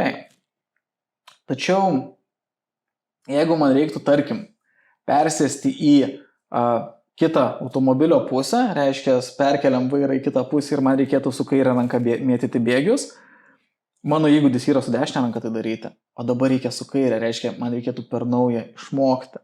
Tai va čia irgi visiškai tas pats, nes iš esmės mes kaip esame išmokę matyti savo vertę, mes tai išmokome per daugelį metų savo gyvenimo, ar ne? Tai reiškia visą gyvenimą, kiek aš jį gyvenu, kiek aš jį atsimenu, aš mokiausi modelių, kaip aš matau, kaip aš formuoju savo savivertę, nuo ko mano savivertė priklauso. Ir tarkime, aš išgirstu šitą informaciją, kad žiūrėk, yra metodas, su kuriuo galima pradėti kitaip bandyti formuoti. Tai reiškia, kad visi mano metai mokymosi daryti vienaip, mėtyti bėgius dešinę ranką, nueina šunį ant uodegos ir turiu mokytis kairę. Tik tai šitas pavyzdys labai labai paprastas būtų, ar ne? Nes, čia minimalūs dalykai, bet su savivertė tai tikėtina, kad reikės vėl per naują išmokti ir tas įgūdžio permokymas yra žymiai sunkesnis negu įgūdžių išmokymas. Tai reiškia, kad su vaikais žymiai gali būti lengviau formuoti tą savivertę iš pozityvesnės pusės, nei suaugusiam persiformuoti. Nes suaugęs žmogus jau jis turi savo įsitikinimus, jau jis turi savo vertybės, jau jis turi savo vertybių planą. Kaip ir minėjau, vienas iš tokių pagrindinių kirvių, kas vyksta, bent jau tų konsultacijų metu, kai mes kalbame apie savivertės kėlimo metodus ir tą savęs gyrimą, ir būna tas toks momentas, taigi tai negalima savęs girti, kaip aš tai galiu dabar daryti, aš visą gyvenimą tikėjau, man buvo diegta, kad tai yra baisu ir tai yra negalima ir tik tai blogi žmonės tai daro. Ir man tai reikia per naują išmokti, kad tai nėra blogai. Yra blogai, jeigu aš ateinu į kabinetą ir sakau, koks aš esu geriausias, jūs visi esat niekas. Jeigu aš gaunu užduotį ir aš atsižvelgiu ją ir sakau, gerai padarysiu, aš esu pakankamas, kad su tuo susitvarkyčiau, viskas ok. Tai va šitą skirtumą pastebėti, jį suvokti, taip tai gali daug laiko užtrukti. Nes tai yra persimokymas per naują. Bet turbūt šitas, vat, apie ką mes čia kalbėjom, visi tie tikslai, kaip čia pasakyti, kad rezultatas nusako vertę, turbūt siejasi su aplinkos spaudimu labai, nes vyras juk turi uždirbti daug pinigų, dar įvairiausių lūkesčiai, tai kaip vyrui reikėtų pačiam suprasti, ko jis iš tikrųjų nori, kas yra tas tikrasis aš ir kad nežiūrėtum tu į aplinkos tą spaudimą ir lūkesčius. Tai jau pasakėjai atsakymą. Nežiūrėti į aplinkos spaudimą. Bet jeigu gilinantis, ar ne, iš esmės taip, mes labai neretai darome pasirinkimus savo gyvenime, kurie priklauso nuo aplinkos, ar ne? Pavyzdžiui, nežinau, pasirenkam antrą pusę, nes antra pusė yra aplinkos priimama. Pasirenkam profesiją, automobilį, nes aplinka tai priims, ar ne? Tai va, kas ir būtų koks momentas galimas pabandyti apsvarstyti, o kas man yra priimtina, jeigu aš neklausyčiau aplinkos, ar ne? Arba pavyzdžiui, apsvarstyti sprendimą, tarkim, ko aš noriu gyvenime, prieš paklausiant aplinkos. Surasti atsakymą, ar ne? Pavyzdžiui, aš noriu tarkim, nežinau, man kaip vyrui pakankamai lengva automobiliai būtų, ar ne? Tai aš noriu, tarkim, tam tikro automobilio, ar ne? Ir tada aš galiu pasikonsultuoti su savo aplinka. Ir tarkime, man asmeniškai, ar ne, tai norisi šiek tiek galingesnio, šiek tiek greitesnio, tarkim, ar ne? Ne kad viršyti greičio limitą, bet kad iki to limito pasiekti, ar ne? Ir mano aplinka gali sakyti, kad ne, tu rinkis ekonomiškesnį. Bet aš jau padariau sprendimą prieš pasiklausimas aplinkos, kad aš norėčiau tokio, ar ne? Ir va būtent su to gali būti susiję, pažiūrėkime, mano profesija, vyras, psichologas, mažuma. Ir tikėtina, kad jeigu būčiau atsižvelgęs į savo aplinką, kaip jie reaguoja, ką jie masto, aš nebūčiau pasirinkęs šios profesijos. Žinoma, mano tėveliai buvo labai aš dėkingas jiem esu, nes jie galbūt nesuprato, ką aš gyvenime darysiu, bet mane palaikė. Nes tai va tas mane ir padėjo, ar ne? Kad aš suvokiau kažkurio metu, kad jie nesupranta, kaip tai gali paveikti mano gyvenimą, ką psichologas dirba, bet jie mane palaikė. Ir aš būtent į tai kreipiau dėmesį, kad jie mane palaiko. Bet jeigu grįžtame prie to, kad kaip vyram išbūti savimi, tai va tas vėlgi metodai, kaip nukreipti dėmesį nuo to, ką kiti galvoja. Ir aš vėlgi turiu tokią vieną taisyklę, kurią labai stengiuosi remti savo gyvenime ir kurią labai stengiuosi ištransliuoti savo pacientam. Tai ta taisyklė būtų, kad mums dzin, ką galvoja kiti. Mums rūpi, ką mes galvojame, kad jie galvoja apie mus. Tai reiškia, realybėj, ką Simas, Petras ar Tomas galvoja šią sekundę apie mane, man visiškai nerūpi, ar ne? Nes aš nežinau, ką jie galvoja apie mane. Tačiau aš galvoju, kad jie galvoja tam tikrus dalykus apie mane ir man tie dalykai rūpi. Tai va, turint šito omenyje, mes galime prieiti prie tokio momento, kad aš nežinau, ką kiti galvoja apie mane, ar ne? Aš galbūt nežinau, kokie lūkesčiai man, ar ne? Aš tik galiu galvoti, kad jie nori to iš manęs, bet jie nebūtinai to nori iš manęs, ar ne? Ir tas priimti tai, kad tai, ką aš galvoju, kad kiti žmonės galvoja apie mane, tai gali būti ne visiškai tiesa. Ir tas gali šiek tiek palengvinti tą momentą, kad aš iš tikrųjų nežinau, ko aplinka nori iš manęs, arba ką jie galvoja, jeigu aš pasirinksiu vieną ar kitą dalyką. Ir tai nuo manęs priklauso. Bet čia vėlgi labai tas toksai momentas, kuris labai siejasi su saviverte, nes, iš esmės, ar ne, jeigu mano savivertė yra pakankama, vėlgi yra, kai visą laiką turi būti kažkoks balansas, ar ne, tai reiškia, kad būtų man labai naudinga atsižvelgti ir į kitų žmonių, esančių mano svarbių žmonių sąraše nuomonę, ar ne, nes jeigu aš pagalvosiu, turėsiu kokią nors idėją daryti, kokią nors labai beprotišką dalyką, pavyzdžiui, visą savo turtą parduoti ir, nežinau, statyti ant raudono. Jo, šitas gali būti, vėl tas, ir aš labai pasitikiu, kad man pavyks. Toksai dalykas, tokio momentu labai gali būti svarbu atsižvelgti į aplinką, ką jie sako. Tačiau jeigu mes žiūrime į kitus momentus, tokius nekraštutinumus, ar ne, pavyzdžiui, kokią kryptį gyvenime pasirink, kokį hobį pasirink, kokį darbą pasirink, turėdami omeny, kad mes vis tiek dirbsime kažką, tai ar ne, mes vis tiek generuosime pajamas, ko mūsų aplinka iš mūsų kaip reikalauja. Aš turiu pilną teisę pasirinkti ir net jeigu man kiti žmonės, tarkim, sakys, kad, žiūrėk, čia gal tau ne visiškai gali pasisekti, galbūt čia nėra vyriška, galbūt čia nėra kažkas tokio, ar ne, aš vis tiek turiu galimybę priimti, kad aš galiu pabandyti, ar ne? Aš nesvarbu, ką kiti sako, aš galiu sau leis pabandyti, jei ką aš galiu nesudeginti tiltų išeidamas iš kažkur ir į ką turėsiu planą B, kad aš grįšiu atgal čia, kur esu. Tai tas momentas labai svarbus, kad priim, ką kiti sako, ypatingai kraštutiniais variantais, tačiau kitais momentais ir turėti šiek tiek tikėjimo savimi, kad aš galiu pasirinkti teisingą gyvenimą, nors kiti žmonės manęs nesupranta. Šiaip, tu labai fainai kalbi, bet man, žinai, toks į galvą atėjo dalykas, kad dažniausiai problema yra tame, kad vyrai vis tiek mažiau klausosi ir tokių podcastų ir ieško tos pagalbos. Tai galbūt aš norėčiau, kad papasakotum ir iš tarkim, moters pusės, jeigu yra santykiuose ir gali kažkaip padėti, ar ne. Labai žmonėm patinka, kaip pavyzdžiui sakau, tai galiu ir savo pasidalinti pavyzdžiui, tarkim. Aš atrodo, stengiuosi tikrai nedėti to lūkesčio į antrą pusę, kad ten turi daug uždirbti ir stengiuosi neduoti spaudimo, bet automatiškai yra taip, kad jis žino, kad ir aš pati noriu gero gyvenimo ir aš visą laiką į antras pusės vis tiek žiūrėdavau tokias, kad tarkim ir užsidirba neblogai ir jis tiesiog žino, kad yra toks lūkestis. Bet kaip tada, kaip moteris, galėčiau pati neduoto spaudimo ir to parodyti, kad to lūkesčio gal nėra tokio jau baisaus, kad jei kažkas nutiktų, aš vis tiek palaikau, kaip mes kaip moteris taip galim padaryti.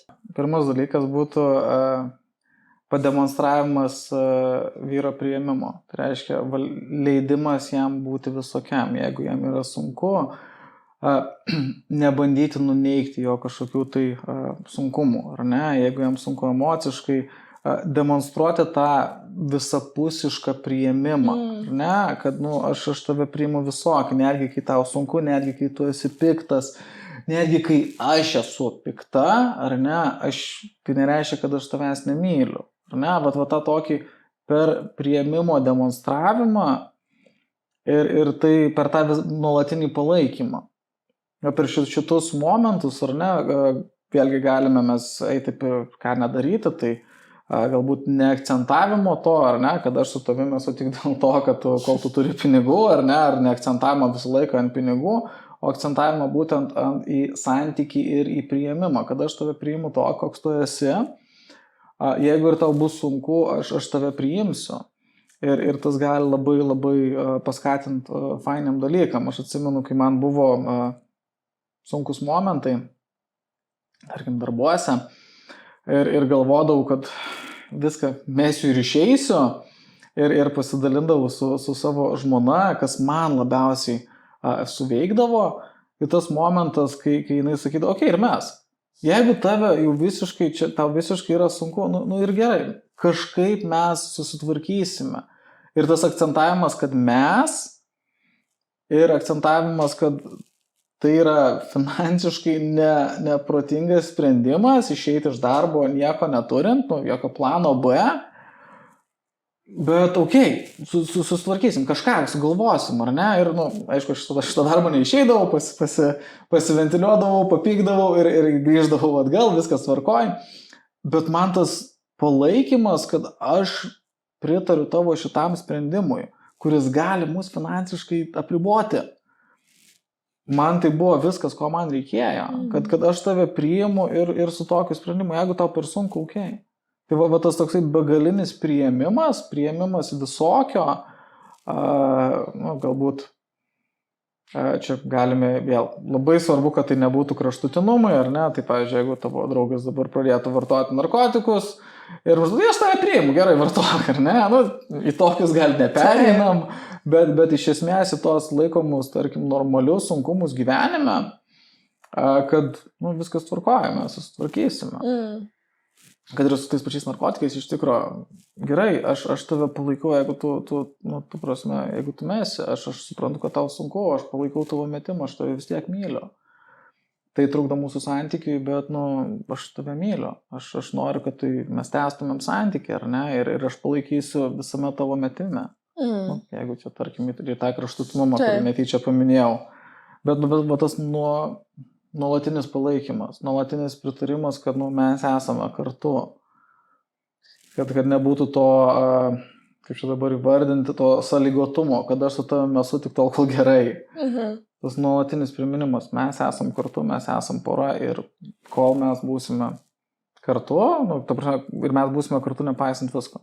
Va, tas momentas būtų, spėjau, labai svarbus vyriškai pusiai iš moteriškosios pusės. Tas priėmimas, palaikymas nuolatinis, nu, spėjau, tai būtų svarbiausia.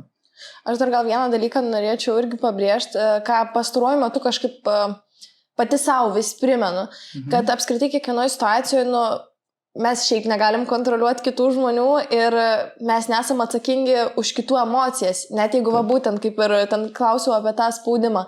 Tarkim, jeigu tu ir nedarai spaudimo, bet kitas žmogus, tu nežinai, kaip reaguosi, galbūt tu nieko nepadarai, bet tu nesi atsakingas už jo kažkokią reakciją į visai kitą nesusijusį dalyką. Tai man atrodo, čia irgi labai svarbu, kad būtų iš abiejų pusių tas sąmoningumas, ar ne?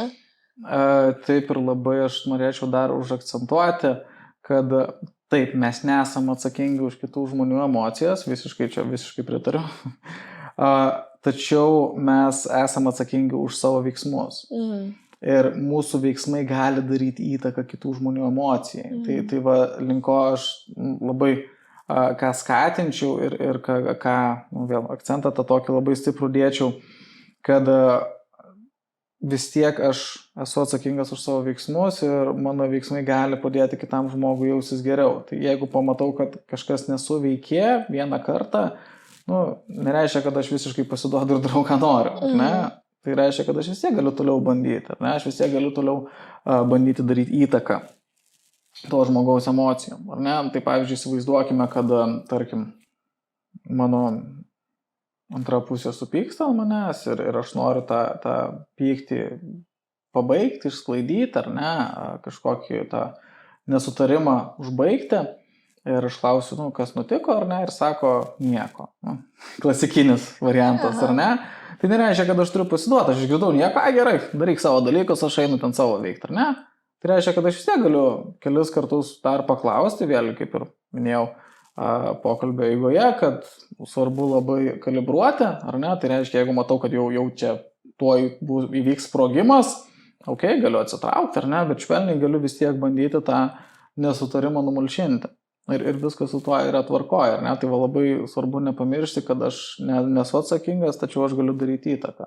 Ir va tą įtaką nenustoti daryti, nors ir negaliu visiškai 100% kontroliuoti.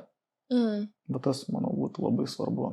Ir dar vieną dalyką, ruošiantis pokalbiui, kažkaip dabar prisiminiau, dažnai vyrai galbūt ne iki galo ir supranta moteris ir galbūt tai priima kaip neigiamą dalyką, kad moteris kažką sako arba vat kalbina, kas tau yra ir panašiai, nes moteris yra linkę gal eiti su kaltinimu, kad tu padarei, nes man dabar va taip. Gal net nepasakot, va aš taip jaučiuosi. Tai ar kažkaip gali padėti, tarkim, ir tam santykiui, ir vyro emociniai savijautai, jeigu moteris išmoks irgi kitaip kažkaip prieiti ir sakyti, nu va, aš dabar jaučiu tam tikrą emociją, nes tiesiog šitą situaciją mane taip veikia. Didžiąją dalim aš visiškai pritarčiau šitai idėjai, ar ne, kad šiaip mano toksai suvokimas yra vienas iš tai, kad mes nemokame bendrauti. Nu, mes galvojam, kad mes mokam, bet mes iš tikrųjų labai nemokam bendrauti ir mokymasis kaip teisingai bendrauti, neteisingai galbūt, bet kaip naudingiau bendrauti visą laiką yra pagirtinas. Vėlgi, tai nereiškia, kad tai pavyks visada, bet visą laiką gali sušvelninti situaciją. Bent jau aš savo darbe pastebėjau, kad vienas iš momentų, kas man labiausiai padeda, tarkim, sunkesnėse situacijose su pacientais, kurie galbūt nėra labai, labai ramus ar ne, tikrai yra tekę būti keliose situacijose, kur netgi stebėjau tokia kylanti paciento pyktį ar ne, tokį neramumą, gal netgi agresiją tam tikrą, kas man labiausiai padėdavo, tai savęs kontroliavimas, ar ne?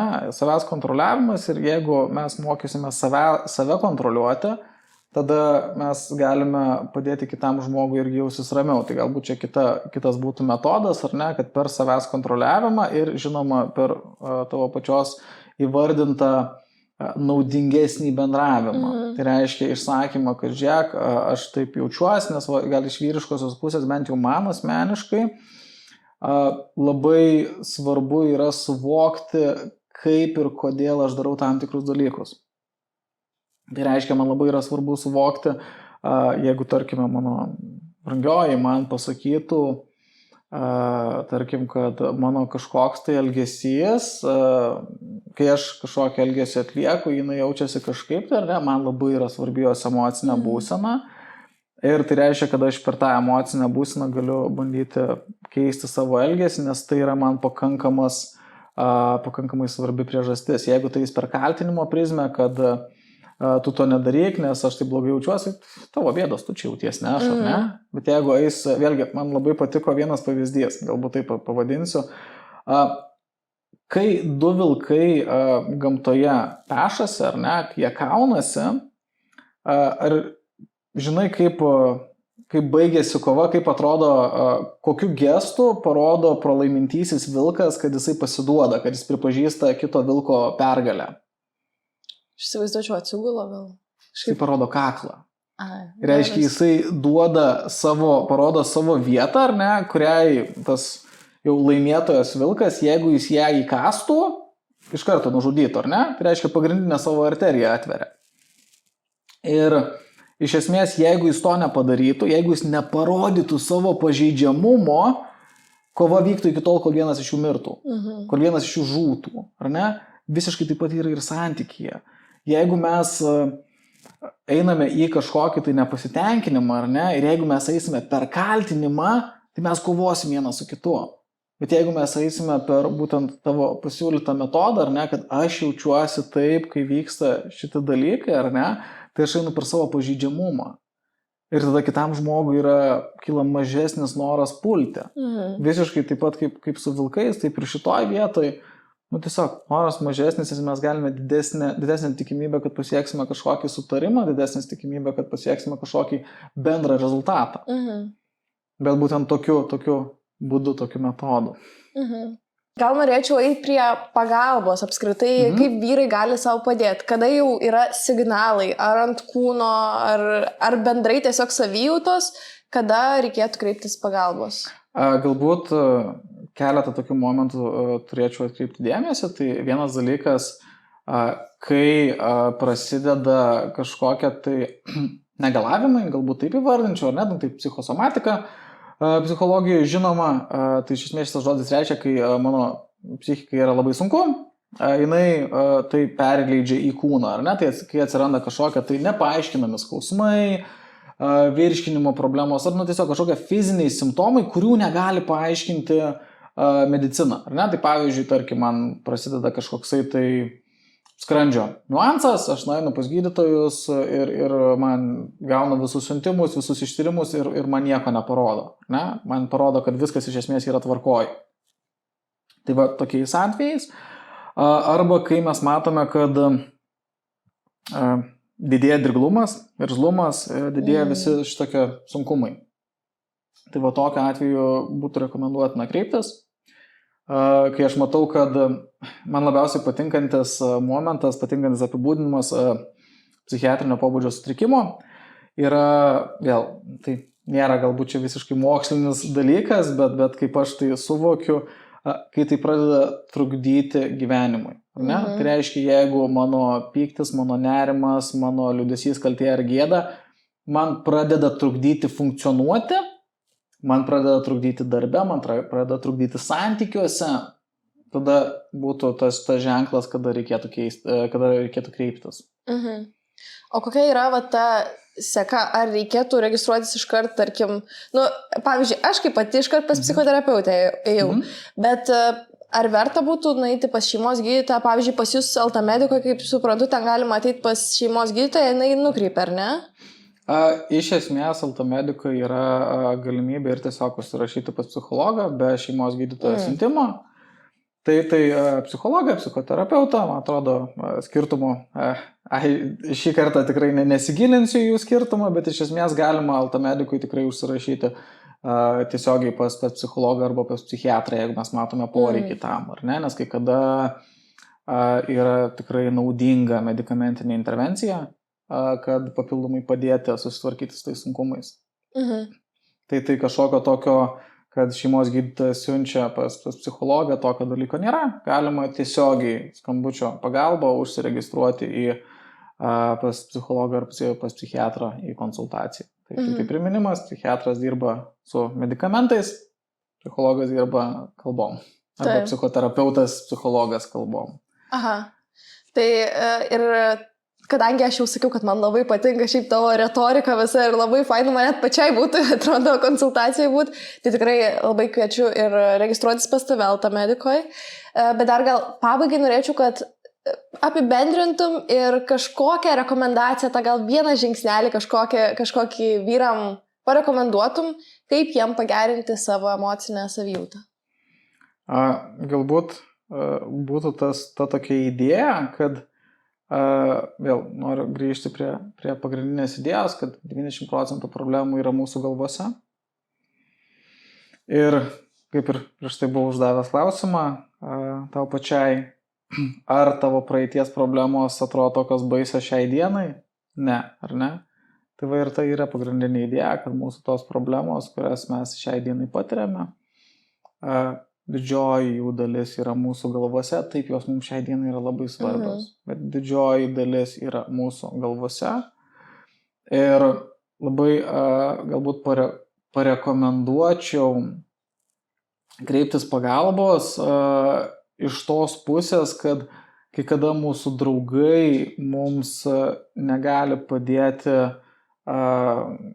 priimti tam tikrų sunkumų, kai kada mūsų draugai neturi galimybės, gebėjimo ir informacijos, kaip geriausiai mums padėtų susitvarkyti su mūsų patiriamais sunkumais. Jie padės iš savo pusės. Kreiptis į specialistus, tai psichologus, psichoterapeutus, psichiatrus, nėra blogai iš tos pusės, kad jeigu aš, tarkime, jeigu aš susirgu, ar ne, reiškia, aš turėdamas omeny, kad aš turiu per mažai žinių apie savo kūną, aš kreipiuosi į šeimos gydytoją, ar ne? Jeigu šeimos gydytojas mato, kad jis per mažai turi informacijos, žinių bei praktikos, jis siunčia pas kažkokį kitą specialistą, ar ne? Tai visiškai taip pat yra su psichologais, psichoterapeutais ir psichiatrais, ar ne? Jie gali padėti pažiūrėti kitaip, jie gali aptarti metodus, kaip galima būtų kažkaip kitaip pamatyti pasaulį, arba jie gali būtent kažkokiu būdu išklausyti, užduoti tinkamus klausimus, kad mes patys sugebėtumėm rasti atsakymus, arba patys sugebėtumėm išsikelti klausimus, į kuriuos atsakymų mes negalvojame, kad mums reikia. Tai labai siūlyčiau kreiptis iš tos pusės, kad ne visą laiką mes su visais dalykais galime susitvarkyti patys ir kai kada mums gali prireikti pagalbos iš išorės, tai vėlgi, jeigu mes nebijome kreiptis į šeimos gydytoją, kai mums reikia pagalbos, kai mes susirgam, tai visiškai taip pat ir su psichologais, psichoterapeutais bei psichiatrais, tai reiškia su psichikos sveikatos specialistais, mes ne visą laiką žinome visus dalykus geriausiai apie save ir kiti žmonės mums gali padėti pamatyti tai, ko mes negebam. Labai gražiai sakai, nes aš pati irgi šitą projektą pradėjau dėl to, nes man psichoterapija labai daug davė, tai labai kviečiu, raginu žmonės taip pat. Ir pabaigai dar norėčiau tavęs paklausti jau asmeniškai, atsiribuojant nuo temos klausimo, turėsim dovanų nuo audiotekos.lt. Užimtesnis gyvenimo laikotarpis? Audioteka.lt tau puikiai padės, nes gali klausyti knygas sportuojant, dirbant ir veikiant bet ką. Tada apsilankyk audioteka.lt ir pasinaudok nuolaidos kodu ramybė 20. Ir tau klausimas būtų, kas tau į gyvenimą atnešė ramybę chaose? Tai būtent tas ir būtų. Galbūt norėčiau tokį girdėjęs ir psichoterapijai, kad labai, labai neretai naudojama. Ar teko girdėti ramybės maldą? Vėlgi, nesvarbu, tikime mes Dievu ar netikim, ar ne. Su šita malda aš ilgus metus susipažinau, tai reiškia, kad ėjau per save, nes tuo metu, kai susipažinau su ja, labai buvau netikintis, bet labai prasmingi žodžiai. Tai iš esmės skamba taip, kad Dieve, suteik man ramybę susitaikyti su tom, ko negaliu pakeisti, drąsos keisti, ką galiu pakeisti ir išminties tą skirtumą suprasti. Šitų žodžių suvokimas ir pritaikymas savo gyvenime man labiausiai padėjo atrasti tą ramybę chaose. Geras. Labai gražiai užbaigai pokalbį. Tai ačiū tau, man buvo labai įdomu. Dar iš tikrųjų norėjau kalbėti, bet tikiuosi dar susitiksim ir galėsim pratęsti. Žmonės galit pakomentuoti, klausytojai, jeigu patiko ir galėsim pasikalbėti. Ačiū tau. Ačiū Jums.